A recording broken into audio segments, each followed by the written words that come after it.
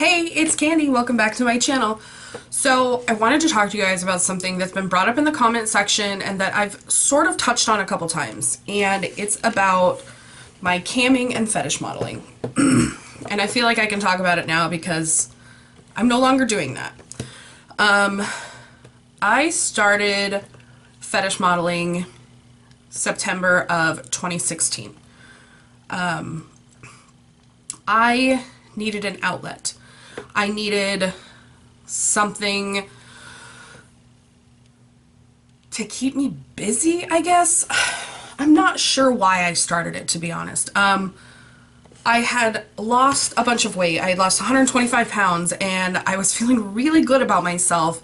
And I was getting compliments from people that I didn't necessarily know. And I was reaching out to other people to try to kind of like get inspiration from them. I have my Instagram. If you look back on my Instagram, like, you know, my old stuff on Instagram, you'll see that's where I posted all that stuff and I had a ton of support on there. But what also came with that was those guys that like the fat girls that are like, you're beautiful how you are, blah, blah, blah. I am beautiful how I am, but I need to be healthier. And so someone had suggested I look into fat fetish modeling, and I was like, I guess I could do that. Like, I'd been complimented that I had a really pretty face and that I looked a lot younger than I was for my age. If you don't know, I'm 36, but I get 27 to 30 a lot, which is awesome. I like not looking my age. And so I had looked into it and I had talked to some other people, I had talked to some other models, and I decided that I was going to give it a try. And so I had also decided that I was never going to do anything hardcore. I was never going to involve another person. And it was just going to be me doing it on my own. That was it. I met a photographer that offered to do my first shoot for free. And I was like, hells yeah. And it was a really fun shoot. We did a lot of different things. He shot some gorgeous photos of me, which I'll show you some of them. Not all of them are like explicit, obviously.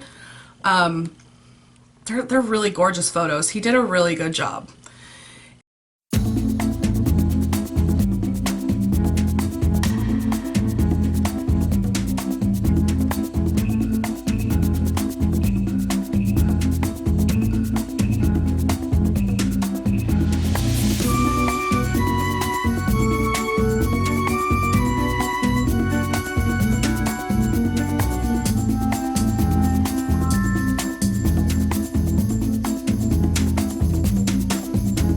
And I was feeling good about myself. And so I posted the images up, and then we had shot some clips. I had edited them. To start my clip store, I needed 10 clips that were 2 minutes each at least. And so we had done that. He had edited those for me, but I wanted to do the rest on my own. And so I started shooting clips on my own. Sales were going really well. I was enjoying it until I realized how much of myself I was giving up. Part of the fat fetish that I was involved in is feeders, and what that involves is they enjoy feeding or watching someone eat gluttonous amounts of food. And while I was not able to do huge feeding sessions, I still ate more than I should have, and I ate the bad type of things. And then I got really depressed because I had put in so much work to lose 125 pounds, and it was getting thrown out the window because I was trying to make money doing something that was not as fun as it was in the beginning. And so I understand, okay, let me preface this by saying I understand that there's girls that do this because they either really love it, which is awesome, or they're disabled and this is how they make money on the side. And so it takes a lot of work. And I had a full-time job, I had a husband, I had family. The social media aspect of it was overwhelming for me. I am not super secure in my sexuality anyway, and so showing my body off and doing sexual things on camera was not super natural for me. And about 6 months in, I started getting really over it. And in this time, also, I had left my marriage and I was on my own. And it was my first roommate that I had when I moved out. It was easier to record things because he worked an opposite schedule than I did. So I had the house to myself. But the roommate that I have now, we have the exact same schedule. And I feel like he never leaves, which is fine. It's his life. He can do whatever he wants. But like, I don't want to shoot fetish content while he's in the next room and can possibly hear me. It's just not, it's not comfortable for me, and I don't want to make it uncomfortable for him. And so that part got hard. And then constantly having to post and catch up on Twitter, Tumblr, Instagram, Facebook was getting overwhelming for me. Because I had so much other stuff going on, it was just too much. And I'd also started doing Twitch at this time, and in January I had started YouTube, and so I had a full-time job. I was doing the clips, I was doing YouTube, and I was doing Twitch, and it was too much. And I knew something had to give. I really enjoy Twitch, I really enjoy playing games, so I knew that that wasn't something that I wanted to get rid of. I love YouTube. I love the community that we've built. I knew that was something that I wanted to push even further and to grow and expand in. And so I wasn't feeling good about the fetish modeling anyway. And so I decided that it was unhealthy for me. It had almost allowed me to go back to these bad habits that I had worked so hard to overcome.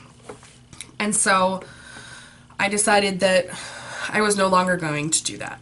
And part of it was that, like, yes, I was getting attention because these men were attracted to me and they found me sexually arousing, but none of them actually knew me. And that was frustrating because I consider myself a really good person. I consider myself to be someone that you want to be friends with. And none of them wanted to get to know me. And so I was like, you know what? This isn't healthy. This isn't healthy for my body. This isn't healthy for my mind. I'm not doing this anymore. And so, yesterday and Friday, the 29th and the 30th, I deleted my Twitter account for that stuff. I sanitized my Tumblr. I deleted my Instagram. I sanitized my Facebook page. And what I mean by sanitize is I took off all the sexy photos, all of the links to my stuff, all that. I deleted my Clips for Sale account. I deleted my ManyVids account. And I cleared my website. And so that stuff is gone. And that part of me is gone. And it's a little bit sad just because I did enjoy it at first, and it did help me build up some confidence.